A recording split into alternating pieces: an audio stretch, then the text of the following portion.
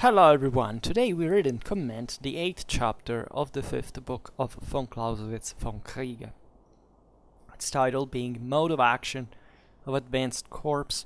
The text follows. We have just seen how the security of the army is expected from the effect which an advanced guard and flank corps produce on an advancing enemy.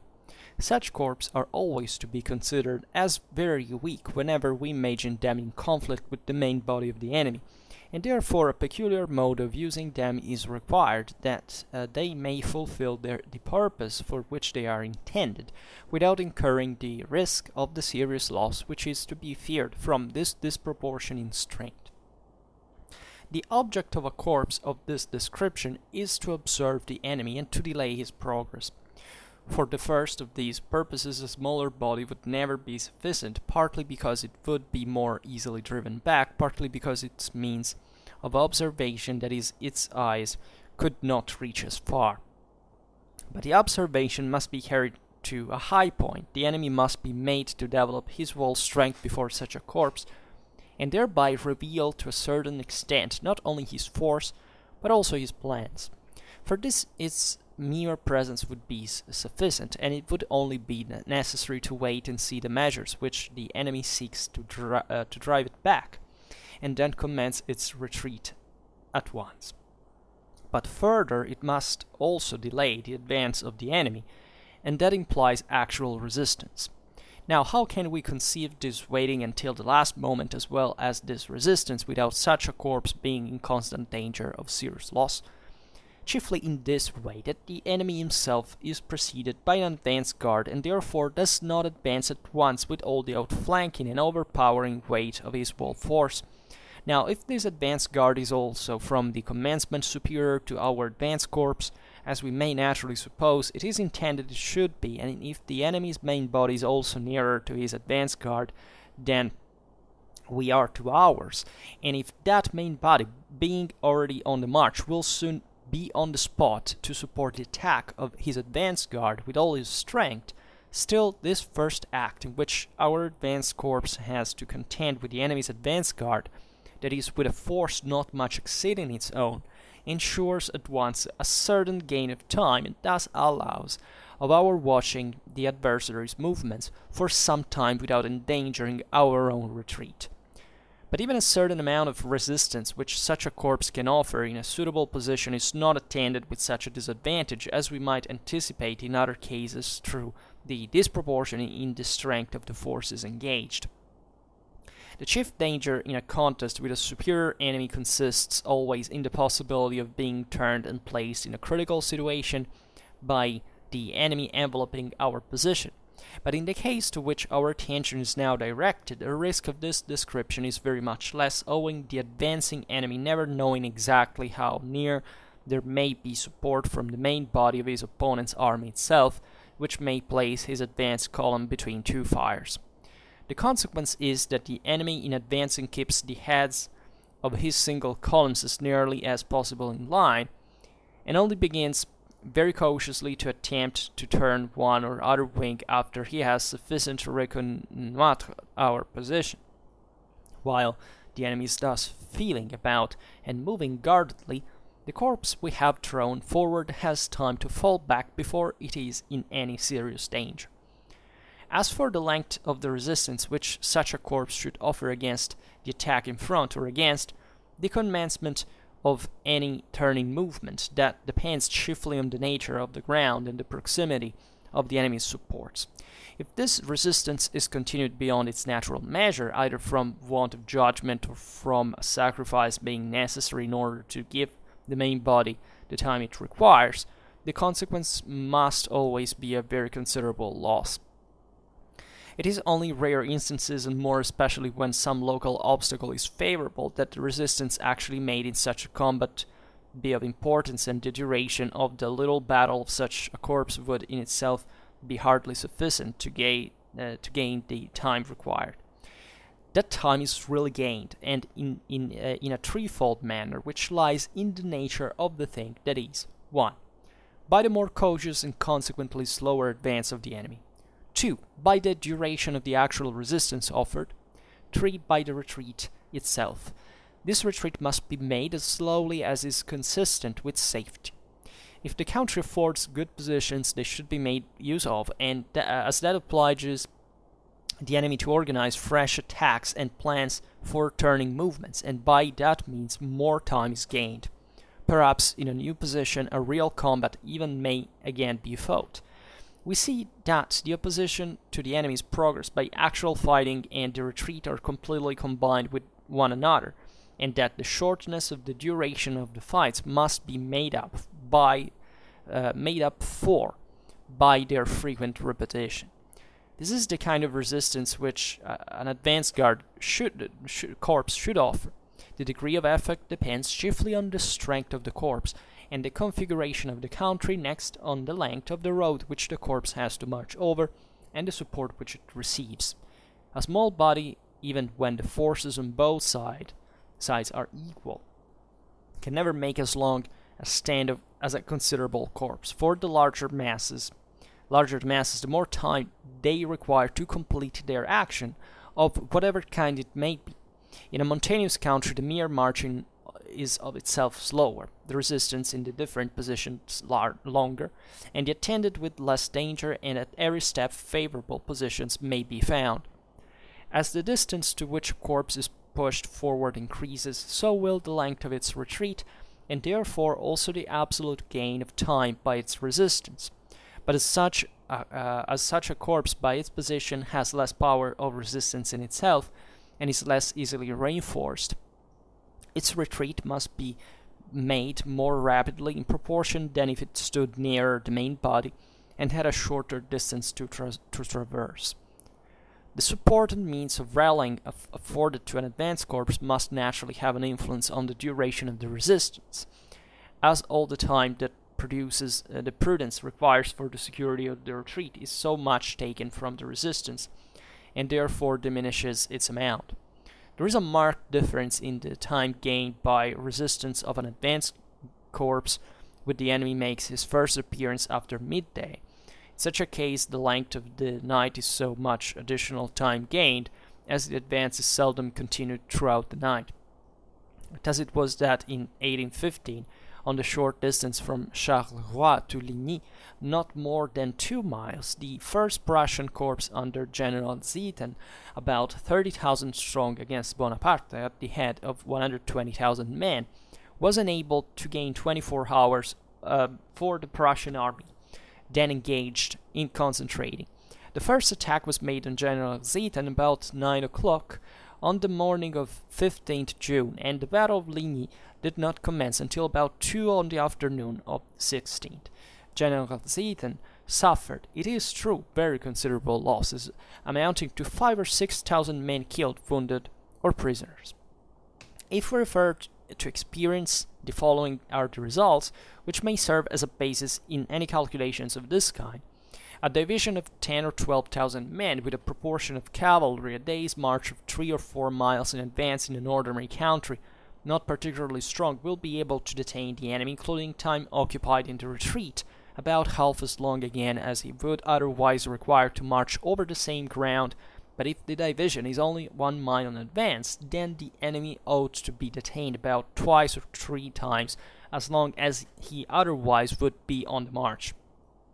Therefore, supposing the distance to be a march of 4 miles, for which usually 10 hours are required, then from the moment that the enemy appears in force in front of the advance corps, we may reckon upon 15 hours before he is in a condition to attack our main body. On the other hand, if the advance guard is posted only a mile in advance, then the time which will elapse before our army can be attacked will be more than 3 or 4 hours, and may very easily come up to double that, for the enemy still requires just as much time to mature his first measures against our advance guard, and the resistance offered by that guard in its original position will be greater than it would be in a position further forward. The consequence is that in first of these supposed cases the enemy cannot easily make an attack on our main body on the same day he presses back the advanced corps, and this exactly coincides with the results of experience. Even in the second case, the enemy must succeed in driving our advanced guard from its ground in the first half of the day to have the requisite time for a general action. As the knight comes to our help in the first of these supposed cases, we see how much time may be gained by an advance guard thrown further forward. With reference to corps placed on the sides or flanks, the object of which we have before explained, the mode of action is in most cases more or less connected with circumstances which belong to the province of immediate application. The simplest way is to look upon them as advance guards placed on the sides, which being at the same time thrown out somewhat in advance, retreat in an oblique direction upon the army. As these corps are not immediately in front of the army and cannot be so easily supported as a regular advance guard, they would therefore be exposed to greater danger if it was not that the enemy's offensive power, in most cases, somewhat less at the outer extremities of his line, and in worse cases such corps have sufficient room to give way without exposing the army so directly to danger as flying advance guard would in its rapid retreat. The most usual and best means of supporting an advance corps is by a considerable body of cavalry, which for which reason, when necessary from the distance at which the corps is advanced, the reserve cavalry is posted between the main body and the advance corps. The conclusion to be drawn from the preceding reflections is that an advance corps affects more by its presence than by its force, less by the combats in which it engages than by the possibility of those in which it might engage. That it should never attempt to stop the enemy's movements, but only serve like a pendulum to moderate and regulate them so that they may be made matter of calculation. So in this chapter, von Clausewitz analyzes the employment fundamentally of the advance corps that we have seen fundamentally in the last two chapters as being this very important element of the army that serves according to the different strategical and tactical needs, essentially to the delay of combat, of the engagement with between the main bodies of the armies, for whichever reason we can imagine at that point, and the effects that properly produced in order to cause this delay, including, for example, something that is not so intuitive, such as the fact that, if you send a vanguard in the front, independently, that is in axis, perpendicular axis with a battle line, so it's fundamentally up ahead at the center of the formation, however, has a dramatic importance also to guard the flanks of the formation indirectly, because were the enemy to try to carry out some enveloping maneuver, this vanguard represents a spearhead that obliges the enemy to go deeper with uncovered flanks in order on your own to try to accomplish this maneuver. So there are many consequences of that especially pertain to the previous chapter, 7th chapter. Today we see how we should use this advance corps in action. So von Clausewitz writes, we have just seen how the security of the army is expected from the effect which an advance guard and flank corps produce on an advancing enemy. Such corps are always to be considered as very weak whenever we imagine them in conflict with the main body of the enemy, and therefore a peculiar mode of using them is required, that they may fulfill the purpose for which they are intended, without incurring in the risk of the serious loss which is to be feared for the disproportionate strength. Right. So von Clausewitz first of all points out this obvious realization that is, we've seen how the more you subtract from the main body, and in order to create this advance corps, and the more effective this advance corps is, but at the same time you're basically splitting forces, which, as far as especially the greater the larger the forces employed are, and the worse it is, right, as a general consequence. But in fact, if we want to make good use of this advance corps, we have to take into consideration that it has to be also effective, because if it's too small, it's going to be easily overwhelmed by the mass of the enemy force altogether. And we see how the thing fundamentally unfolds. So that there are a couple of options fundamentally that concern also the enemy employing this advance guard or not, right? And this all is contingent. Von Clausewitz, as we will see, will make also the usual historical examples, talking about the early 19th in Napoleonic warfare. And as always, we say it's not that von Clausewitz is thinking that the universal warfare from the lens of 19th century warfare. He's looking at it is exemplifying through Napoleonic warfare, just to make a point on how the universal function of this corps is and how that affects the current warfare of the time, but not, and this is never the mistake should be done with Vom Kriege, considering that this book is fundamentally, this work actually, is to be intended at, von Clausewitz, writing from the 19th century, didn't understand today's warfare, right? Because that's you basically not understanding the whole warfare of mankind, if that's your take on the Vom Kriege, because this is what this work is fundamentally about. And von Clausewitz outlines it pretty well. But this is something we can't address throughout the whole. I mean, we made it so many times, especially in the earlier videos, because they were more theoretical, more conceptual, and we already explained and demonstrated why this is the case. So we don't need to repeat it now, but it's important to keep it in mind, because if someone starts this video from never having heard anything of the rest before, he will say, oh well, but this guy's talking, as we'll see now, even of specific measures, distances that are applied to Napoleonic warfare. Yeah, but this is not the point of the work, and we have once again explained already why. So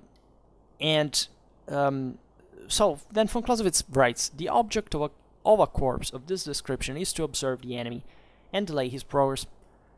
So naturally, an advanced corps has also this important function of not just buying time, but also spending the same observing what the enemy is about, because it's like a bait essentially. The enemy may have strategic reasons, tactical reasons for which not showing all its force, but naturally the more important the advanced corps is, and the more energies he has to commit to wipe it out. And also, if you're making economy of that, it's easier for the advanced corps to resist in a longer time, so to inflict higher losses in absolute terms, so that's the moment in which the enemy should actually overwhelm you if he's really interested in doing it for whatever, and then you can understand what his intentions are. This is the whole point also of the thing.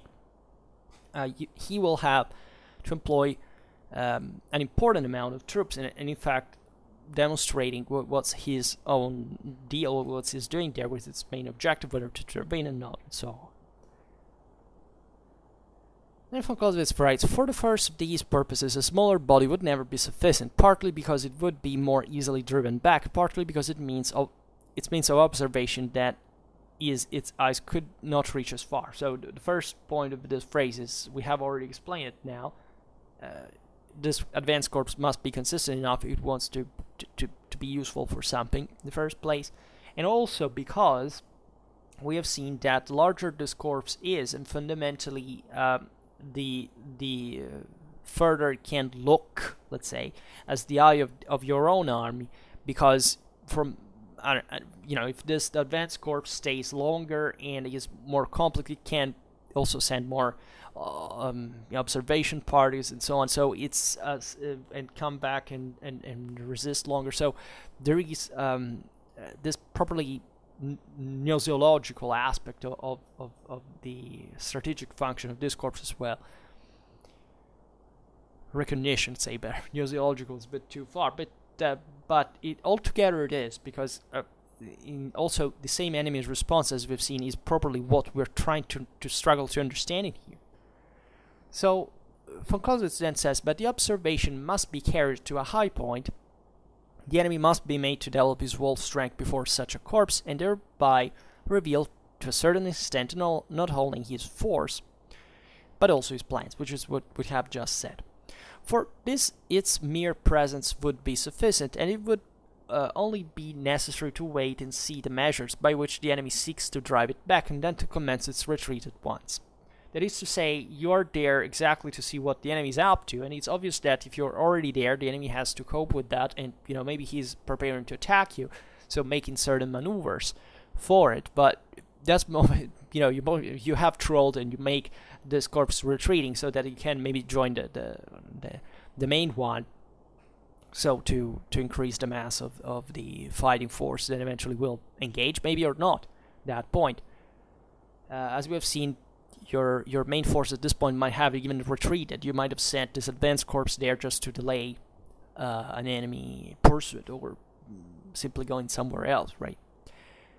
And then von Clausewitz says, but further, it must also delay the advance of the enemy. That implies actual resistance. That is to say, this corps, independently whether you employ it or not, it must represent a credible threat to the enemy, or at least, to commit him at some level. So it is to be armed specifically for the task, and you can't fake that, because if the corps is just a bunch of few disarmed people, well, the enemy will not even need to probably pass from column to line formation at that point, right? It's quite intuitive. You can get rid of that with, I don't know, cavalry unit simply. And also we'll see now that the enemy may have an advance guard himself, which however will automatically lengthen the time at that point, because as we've seen, there is also distance between the two. There is von Clausewitz will make it clear here that there is specifically a certain quotient that the enemy may have or not have, and naturally the larger this corps is, usually the greater the quotient of those of he who employs it in this way. So as you understand, we have here a directly proportional relation between the size, the strength of this advanced corps, and properly the intentions of the army. Let's say the aggressiveness, even if you want, simply going for it, not delaying combat at all, which may be a very specific strategical and tactical need, or tactical need. Then von Clausewitz says, now how can we conceive this wanting until the last moment? So here it is, the compromise you necessarily have to make between these two needs, as well as their resistance, without such a corps being in constant danger of serious loss. That is to say, as we've seen before, if this corps is too weak, at a point it might have been even a mistake to send it out there. It would have done more, maybe just fighting together with main force against the enemy. So this always depends, right? And that's also the reason why the historical example later is just exemplificative of 19th century warfare, early 19th century warfare, but this is just an indication for those times being. But the problem here is universal. It's always been so, historically speaking. It will always be. Just with different measures, and this is the mindset you have to enter when you study the Vom Kriege. There is no way out, right? Then von Clausewitz says, chiefly in this way, that the enemy himself is preceded by an advance guard, and therefore does not advance at once with all the outflanking and overpowering weight of his whole force. Now, if this advance guard is also from the commencement superior to our advance corps, as we may naturally suppose it is intended it should be, and if the enemy's main body is also nearer to his advance guard than we are to ours, if that main body, being already on the march, will soon be on the spot to support the attack of his advance guard with all his strength, still this first act in which our advanced corps has to contend with the enemy's advance guard, that this is with a force not much exceeding its own, ensures at once a certain gain of time, and thus allows us of our watching the adversary's movements for some time without endangering our own threat. Right. So here it's once again this direct proportion in many ways. This must be calculated at every single moment. Von Clausewitz says, but even a certain amount of resistance which such a corps can offer in a suitable position is not attended with such disadvantage as we might anticipate in other cases through the disproportion in the strength of the forces engaged. The chief danger in a context with a superior enemy consists always in the possibility of being turned and placed in a critical situation by the enemy enveloping our position. But in the case to which our attention is now directed, a risk of this description is very much less, owing to the advancing enemy never knowing exactly how near there may be support from the main body of his opponent's army itself, which may place his advance column between two fires. So you understand that this aspect as well, that there is always the problem of not knowing, for example, in the presence of an advance guard, what it is in the first place, because the first time you meet with the enemy, you don't know whether it's sometimes it's the main body or not, right? And that's an important assessment you have to make. So much of this game is literally played at this properly. You don't know what it is, right? It's literally a sociological problem, as we were saying before. The consequence is, von Clausewitz says, that the enemy in advancing keeps the heads of his single columns as nearly as possible in line, right? And only begins very cautiously to attempt to turn one or other wing after he has sufficiently reconnoitred our position. While the enemy is thus feeling about and moving guardedly, the corps we have thrown forward has time to fall back before it is in any serious danger. That is to say, at the beginning, the enemy doesn't actually understand what this thing is, so is properly undecided whether to pass from column to battle formation, which takes some time. Even in here, there may be different reasons, like maybe the enemy vanguard is stronger than yours, so that will be enough to chase your own away. But if also, as we've seen, what's the main body about? And this all has, at which distance it is. It's a matter of time and space. It's literally like this, and it entails, as we've seen during the Napoleonic warfare, also hundreds of thousands of troops to say, okay, you don't move them in a blink of an eye. It takes hours to deploy them. So this has a dramatic impact and often means the difference between the two realities. And there is also a general caution, naturally, about this thing, which can become paralyzing. Then von Clausewitz says, as for the length of the resistance which such a corps should offer against the attack in front, or against the commencement of any turning movement, that depends chiefly on the nature of the ground and the proximity of the enemy's supports. Right?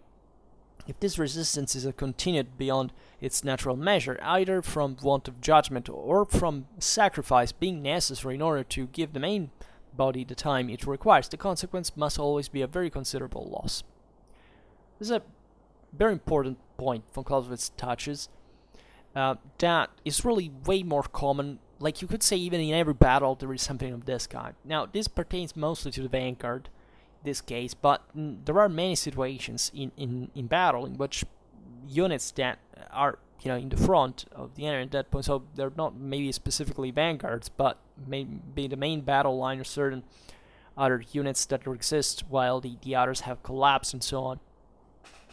Even from the rear guard at some point, that can hold, that do hold actually for a time, just either by mistake or because they, in this case, as far as the vanguards are concerned, because they may not effectively know what they have they bumped into as an enemy force, but others that specifically go there to sacrifice themselves, right, and buying time for the rest of the army.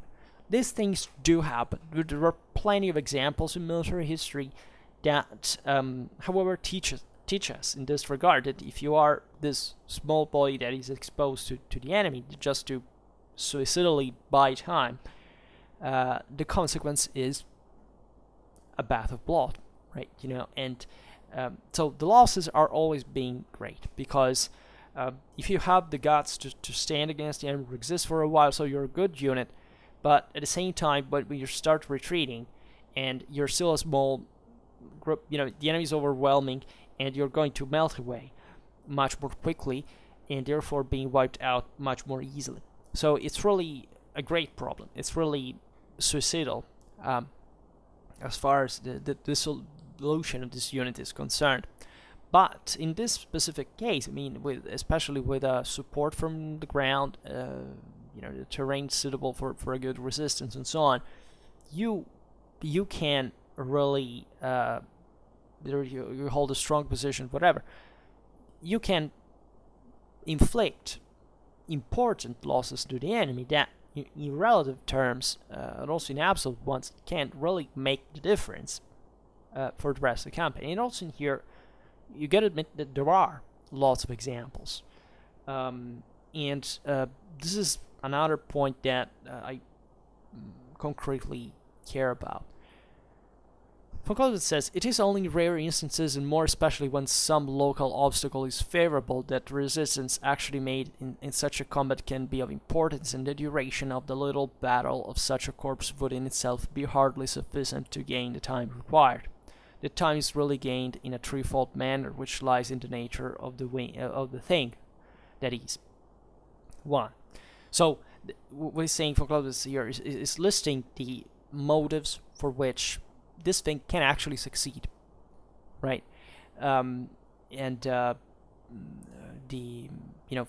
Basically you're able to last for a long time, the one required, hopefully, right? Which is connected specifically to these three factors. So 1, by the more cautious and consequently slower advance of the enemy. This is very important as far as the initiative, the moral forces are concerned here, because there are many situations, both tactically and strategically, in which commanders do not realize they have a great advantage, or at least are too, maybe they do, but that still entails a gamble of some sort they do not want to risk. The information is not clear. So you could, vanguards are very important here because they could trick the enemy in that regard, and let's say represent, faking, for example, a greater force than you have by sending this vanguard on the fore, could for example make the enemy think, well, but why do these guys resist so much? Either they think their main body is very close, it's about to come, and we have not realized that, and that can be puzzling, right? And the difference here is mostly about moral force, as always, because resistance is, at the end of the day, fundamentally about that. 2, so you have to render the enemy cautious, because that makes you buy time. If whoever loses initiative loses something way more important in the process. Then 2, by the duration of the actual resistance offered, right? These points are intertwined altogether, and so, as you understand, the more you resist, the more successful this delay can be. And 3, by the retreat itself, that is, if I understand correctly, the concept here intertwined with the other 2, that depends how fast you get away, or you do whatever you have to do with the time you have both with this maneuver, right? And there can be ways in which the vanguard can also become the rear guard in this regard. I mean, we've seen it in previous chapters, the army of retreat. So what was the vanguard go backwards, and it becomes the rear guard all the time. It's very important to have even a very solid one, and the same rear guard can retreat up to a certain point, give some resistance, disengage. It requires a lot of skill, but it can be done. It can be achieved. It's mostly a tactical deal, and it's ever more difficult, as you understand. The more the smaller this force basically is, because it's more difficult to resist. So once again, it depends on the situation. Von Clausewitz, in fact, says this retreat must be made as slowly as is consistent with safety. Yeah, I mean, this is what we're saying now, that the way you disengage has to be functional, not just, I mean, to different factors. The speed of the retreat of the main body, for example, that naturally makes this whole maneuver depending on a thing. How much you can resist. I mean, you don't necessarily have the conditions, both by numbers or terrain, to achieve that, right? Number of ground, say better. If the country, von Clausewitz writes, affords good positions, they should be made use of. Think about a bridge, right? You cross a bridge and then you stay there a while, and maybe this same vanguard fractions it in multiple times. Maybe a detachment remains at the mouth of of the bridge, at an extremity of the bridge, and the rest of the that has become a rear guard for retreats and goes somewhere else. So it's mostly a lethal thing. It's mostly even here suicidal, because it's not easy at all. Right, it's not that you can't simply carry it out. It depends on the situation. You may be overwhelmed in the process quite easily. the country affords good positions, they should be made use of, as that obliges the enemy to organize fresh attacks and plans for turning movements, right? The enemy is also not there just to be butchered down by fanatical suicides that decide they have to hold their ground to the death. They will try to turn him out. I don't know, think about the Battle of the Thermopylae. That's it, right? You know, the Persians, at the end of the day, outflanked the Spartans and knocked them out. That is the real warfare. That is always asymmetrical. That most of the greatest success starts exactly the greater the asymmetry is, which is always there, but still has to be tested on the ground.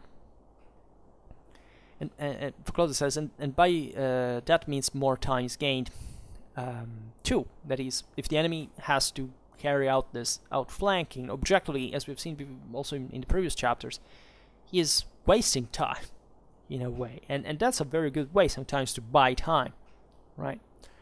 And von Clausewitz says, perhaps in a new position or real combat even may again be fought. That is, you know what, you're retreating, but it's not forever. You're just, maybe that vanguard causes enough losses and distress to the enemy to afford the main body to pick best ground somewhere else and to actually defeat the enemy army that has come after the defeat of this rearguard. Clausewitz says, we see that the opposition to the enemy's progress by actual fighting and the retreat are completely combined with one another, and that the shortness of the duration of the fights must be made up for by their frequent repetition. So not only we cannot think these maneuvers happening without a fight, right? This is not a ballet. That is, there is an enemy pursuing, and there is a small unit in the middle. You have to wipe it out, right? And the only credible way this force doesn't melt away is that it has to be able to fend the enemy in some fashion. Also, von Clausewitz here points out the frequency of these fights. Especially the larger the enemy army is, and the more tiring it becomes just by friction to stop at every single time there's a freaking resistance. This is a great deal, also strategically speaking. It's perhaps the same reason why, I don't know, the Mongols would have been bogged down in Germany had they invaded, because, that wasn't Eastern Europe anymore. It was in the Frankish world. At that point, it was a castle. Every stinky small castle there could, every 5 miles, could stop an entire Mongol army, right, for polyurcetic needs of the time. So that would have been disruptive. And that also, in this case, from Clausewitz's time, we've seen it. We're not in Middle Ages anymore. It's mostly about concentrated masses of troops that really make the tactical as well as the strategical difference.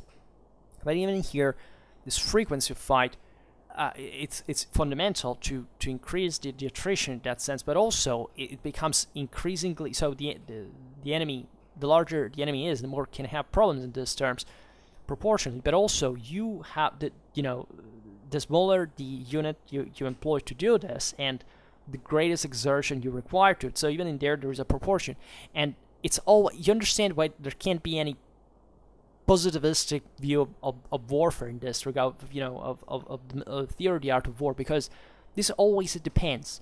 This is what you should do. This is the double thread that you should always have to follow here. There is most people just follow one, say, okay, what do I have to do? Von Clausewitz says to do this, fine, I will do it. Then they do it and whine because they failed. Yes, because every situation is different. So that's what you have to do. And first of all, you have to know it, because if you don't even know it, let's assume you will not even use a vanguard or rearguard after having read this. It's even worse. But that doesn't give you at all, because no person in this world has a positivistic way of sort out war from a mathematical equation. It depends on what happens on the field. We've seen it quite clearly in the first books, and that's all the deal of the Vom Kriege. So here, once again, that's literally the limit of people who usually criticize the Vom Kriege, because they are always of one type, the one that doesn't even read the book, right? And that's it.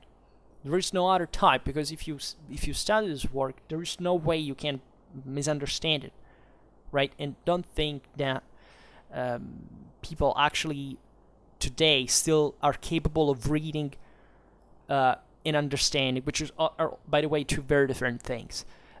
People become lazy, stupid, arrogant, presumptuous, and do not even make the effort to study the freaking thing. And that's the reason why I made more than 100 videos about this stuff, because that's the only possible way you can use it positively. But once again, that the greatest effort is surpassing the person's ignorance about the necessity of this effort, right? And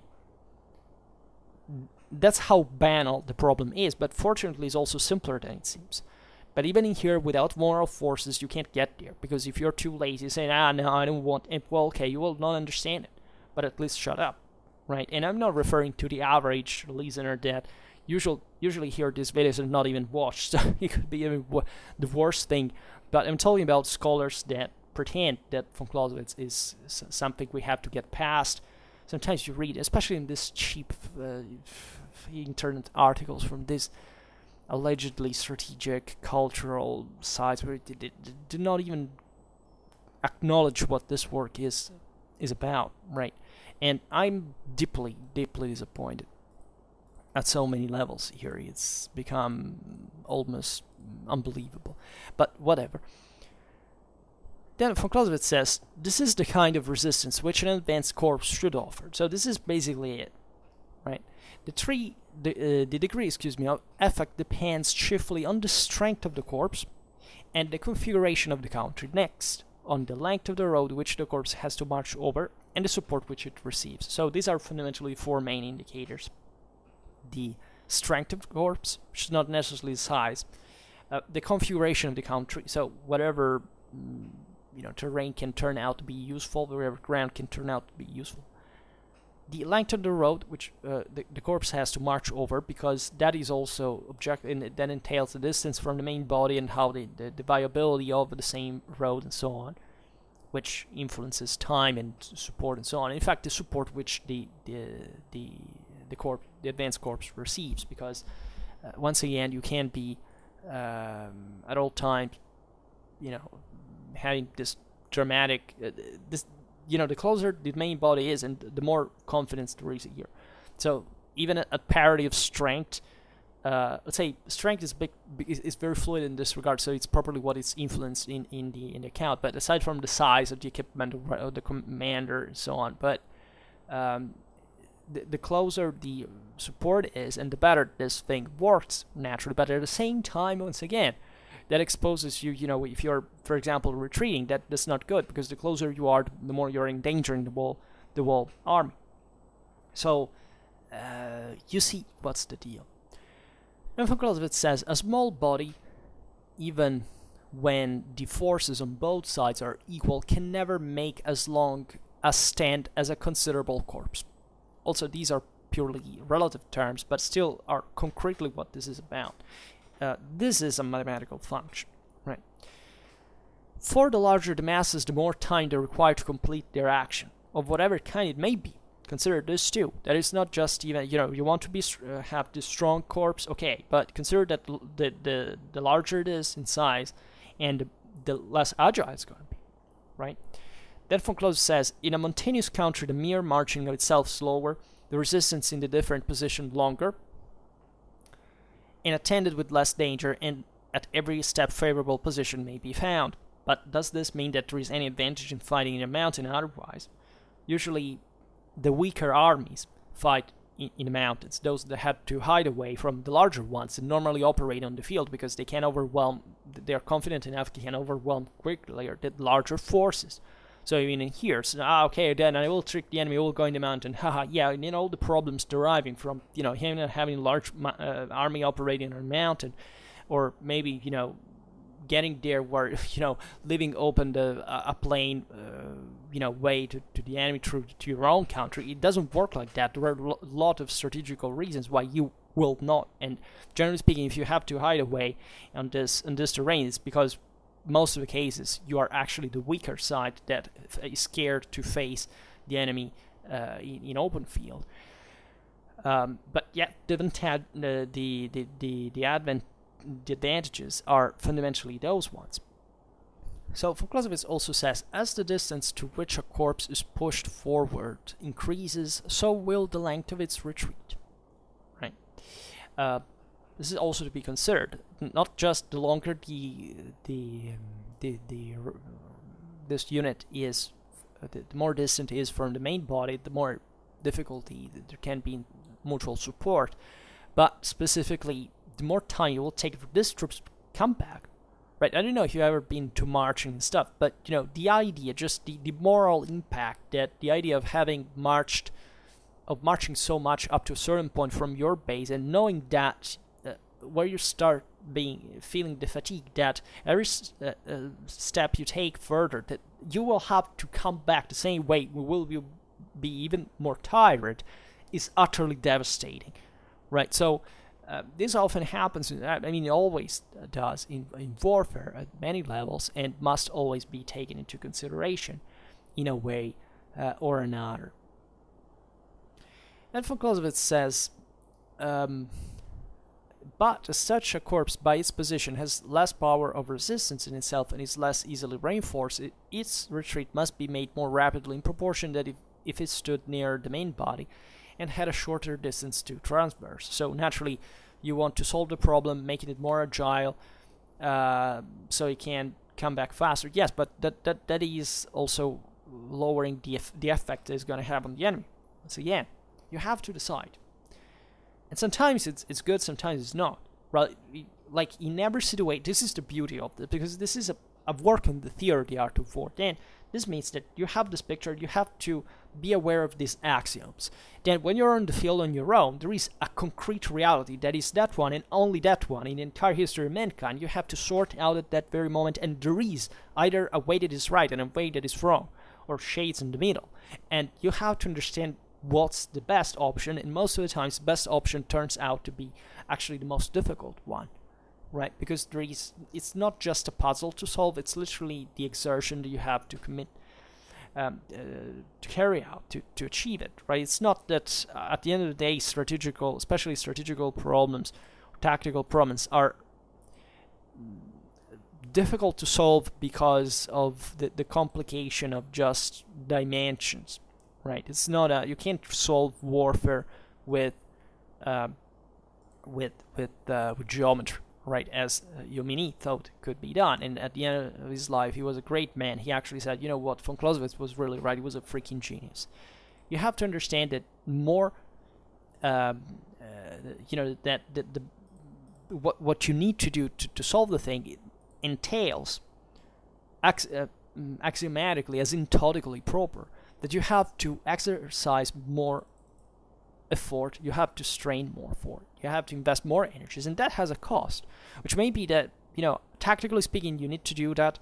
Yeah, okay, but maybe you would still waste too many resources strategically, which also happens in the process. So it's not easy, it's not clear. That's where the calculation gets tough, right? That's where you can easily take a decision, but it's not that things are necessarily going to follow what your expectations, first of all, and secondly, there is a problem of time, there's a problem of shortage of data, so it's that freaking complicated, and there is no intelligence that can sort it out to the fullest, not even coming close to it.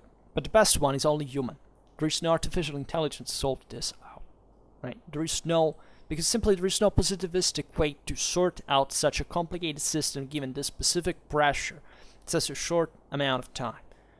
That's why the human mind is the freaking best gift that we have, and we often, in the moment which we think we can surrender to machines, that's the moment in which we lost our humanity, because that's literally the most efficient machine ever conceivable, and we don't even know how to use it. And that tells you what it means to be morally inferior. That is, you're not even capable of understanding, and that's a matter of intelligence, how much you can achieve if just you train your mind. And this is warfare in a nutshell, but also life in a nutshell, right? Von Clausewitz then writes, the support and means of rallying afforded to an advance corps must naturally have an influence on the duration of the resistance, as all the time that prudence requires for the security of the retreats is so much taken from the resistance and therefore diminishes its amount. There is a marked difference in the time gained by the resistance of an advanced corps when the enemy makes his first appearance after midday. In such a case, the length of the night is so much additional time gained, as the advance is seldom continued throughout the night. Thus, it was that in 1815, on the short distance from Charleroi to Ligny, not more than 2 miles, the first Prussian corps under General Zieten, about 30,000 strong against Bonaparte, at the end of 120,000 men, was enabled to gain 24 hours for the Prussian army then engaged in concentrating. The first attack was made on General Zieten about 9 o'clock on the morning of 15th June, and the Battle of Ligny did not commence until about 2 on the afternoon on the 16th. General Zieten suffered, it is true, very considerable loss, amounting to 5,000 or 6,000 men killed, wounded, or prisoner, but yet he gained the freaking time that allowed the result to happen. Right? So this is a beautiful example, also with actually large numbers, of what happens potentially to these vanguards, also in the moment in which there is an actual success. Right? These vanguards are to be composed by people who know that they can't be wiped out, and they will be wiped out, quite likely, especially if they're gonna fulfill their task. And just think of what this means. I mean, you're literally telling your men they have to die if they want the whole thing to work out. And the whole thing to work out means your country maybe wins the war, and your children will not have to live in misery for generations. These are the choices that history poses us in front of, and warfare is very often the mean. So you must be aware of this altogether, because otherwise, it's a lack of perspective. It's how deep you look. It's how intelligent you are, in other words, and how far you can reach. I mean, there is probably it's one of the greatest qualities, not just for a commander, but also for a politician, to give up to immediate success, immediate gain, for much greater one in longer time. Right, and just considering our war political culture, it seems to me that we are just settling on the standard of laziness. That is, okay, yeah, we know that there is a certain security in just reasoning in that short term. Let's do it because that automatically also brings to shrink ever more. Right, to work on the not to engage into mental reason to moral forces properly meant, but just to become just a bunch of calculators that are stupid as much as you don't understand much else behind the function of that calculator. Naturally, things are more complex, but I don't think that the moral force altogether of people. I mean, we know, for example, that our intelligence rates are going down, right?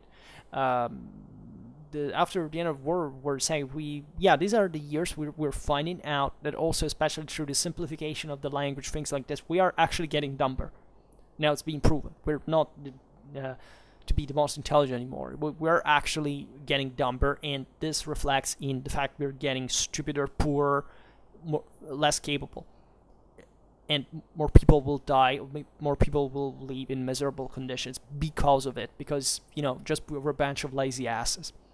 Right? And studying warfare instead confronts you with these dramatic realities in which either you fought and died, or maybe, there is something even worse than your own death that can happen. And you are directly responsible for it. So just think at how it sounds, right? How many people are faced with that anymore? Fortunately, not many, right? But still, there is a way we have to remain awake. We can't forget this stuff.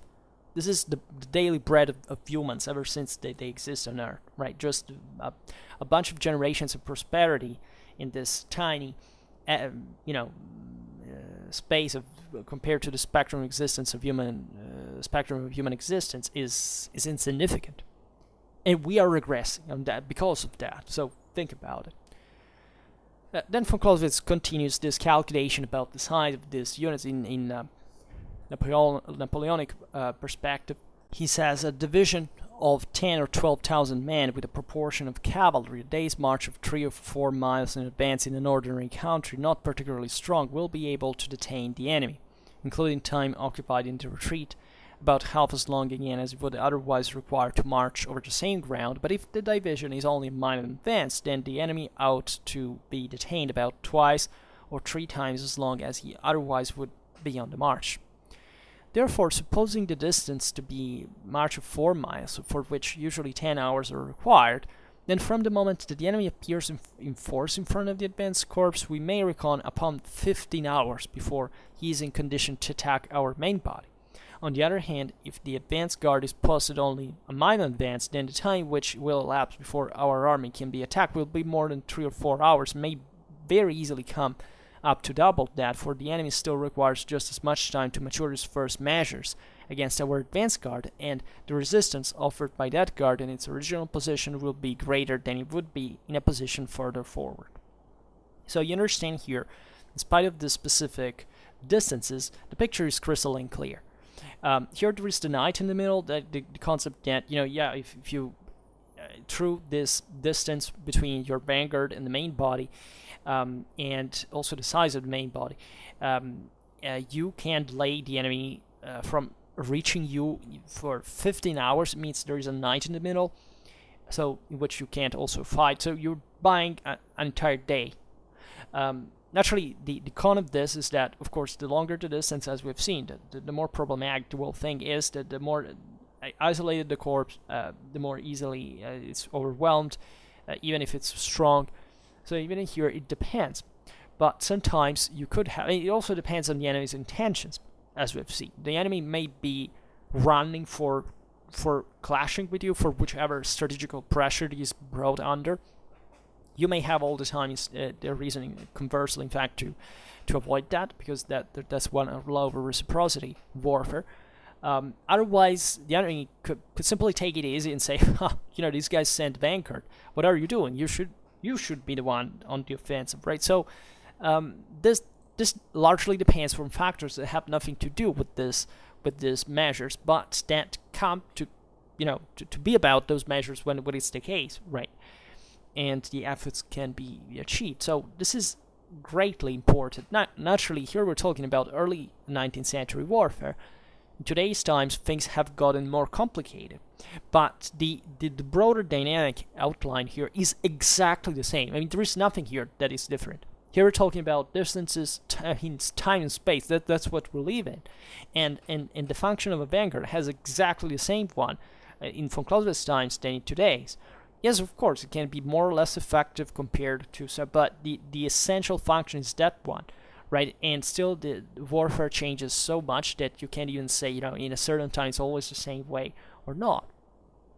So here it's not even, like when you speak of distances, it's not even like it's obvious, like if you think about motorized warfare, that changes a lot of things, but the actual intensity of the enemy's strength, it's something you cannot avoid. It's not something that changes with the ages, because the relation between the two enemies, which usually tends to be towards symmetry, it was already very evident from Clausewitz's times, but today's times, yes. I mean, here I will not digress on the concept of symmetry, asymmetry, whatever. Let's leave simply clear that only asymmetrical warfare ever existed, ever, right? There is no such thing properly meant as symmetrical warfare. There is no condition of parity by any standard at any time. Every single army, every single person is different, right? Even if it come closer, we're talking about symmetry, but it's just an approximation. Symmetry never existed in warfare. It never could by elementary physics. There is no such a thing. There can never be, right? And that's why we even fight warfare, because otherwise, we would calculate everything in advance, and it would be done. That's actually the crystallization of the perfect the code, that the crystallization of everything. If war were an absolute, because it would be so devastating that there would be even no need to fight it, in the sense that it would immediately take place, right? The order of the four strengths would immediately settle. This is not the case in reality, but the fact that you have to delay an enemy advance, with this mean of the vanguard, is exactly the same in every single historical age. This has nothing to do with the Napoleonic era, from Clausewitz or whatever. It is in the measure of which you calculate time and space with this hours, with this time, but for example, marching has remained the same. Not everything is motorized. Actually, most things are not motorized.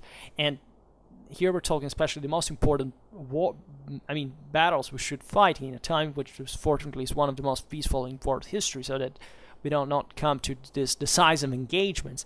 But also, we can see it clearly in recent wars. Look in Syria. It's still about marches, infantry, firepower in that level. Yeah, we have improved, but come on, right? It's not, and even our rifles have, from the beginning of the 20th century, have dramatically increased in power, but they're basically the same weapons, right?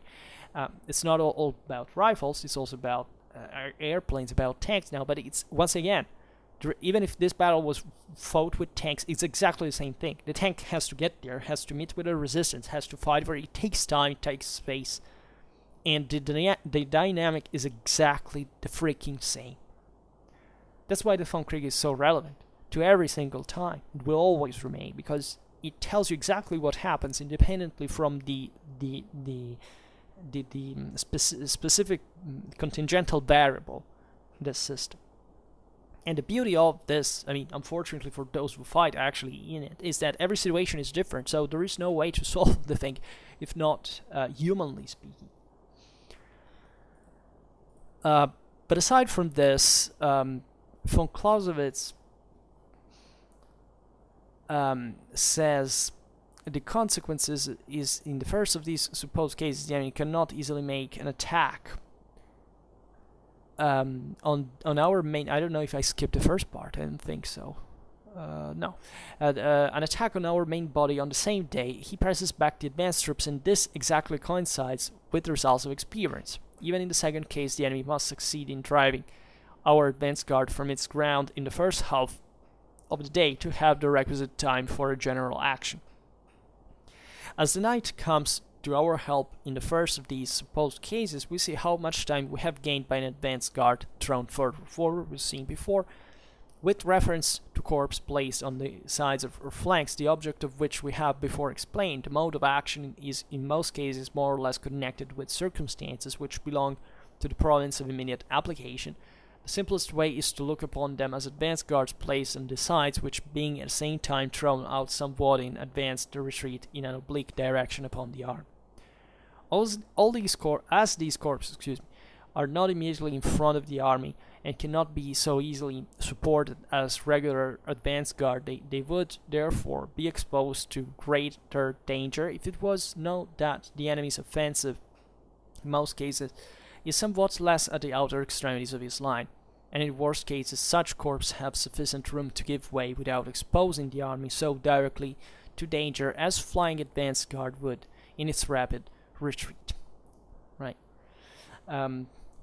So the most usual and best means of supporting an advance corps is by a considerable body of cavalry, from which reason, when necessity from the distance at which the corps is advanced, the reserve cavalry is posted between the main body and the advance corps.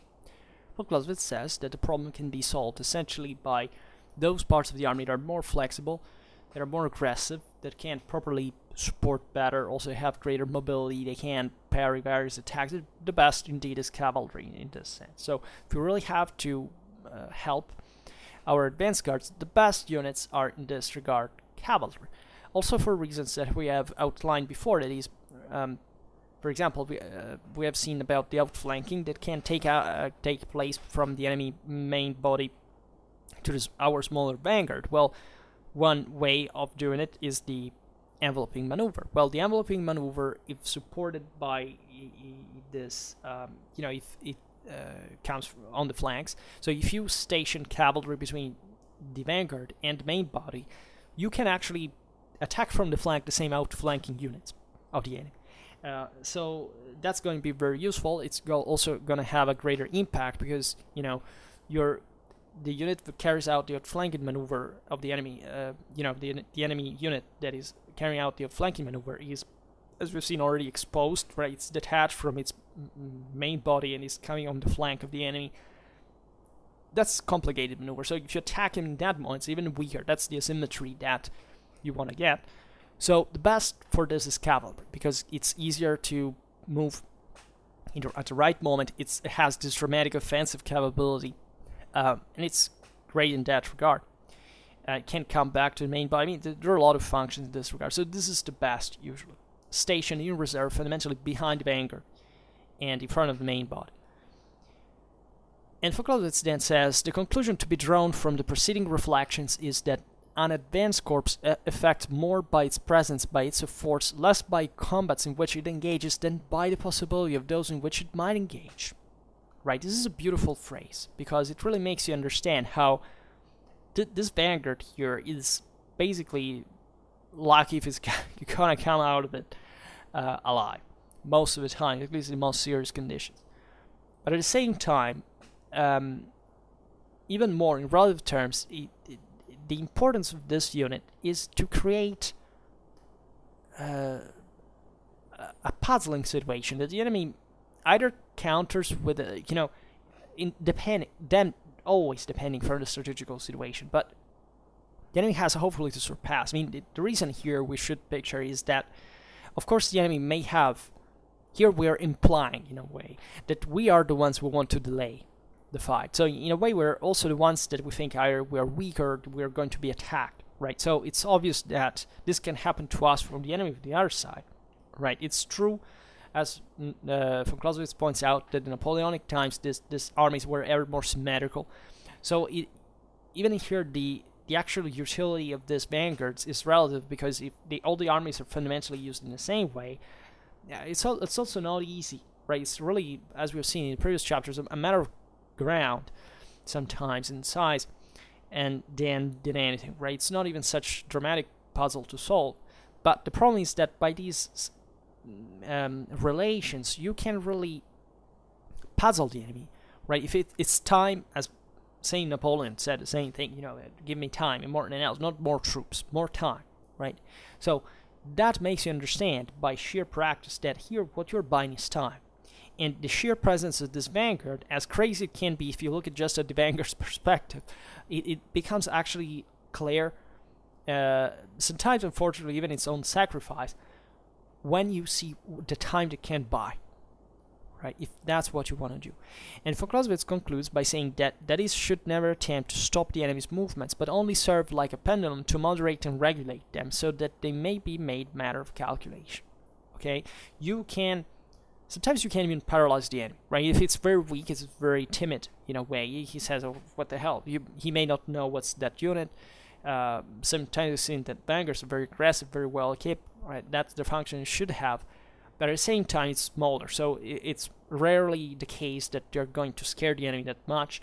So what we're doing with that is gaining time, but also gaining information about the enemy, and therefore we're not actually stopping him from overwhelming our vanguard if it doesn't come out in time, but rather to modulate, in a way, the tactical or strategical picture, so that it can turn more favorably to us. And that's basically it. And sometimes, but this is the point, you can't even decide, right? It comes to be so, but for in certain situations, for those situations to happen, it's not necessarily universal, right? And it may actually especially go against your own interest to act this way, because you may be the one who's actually countering this, has to counter this maneuver, right?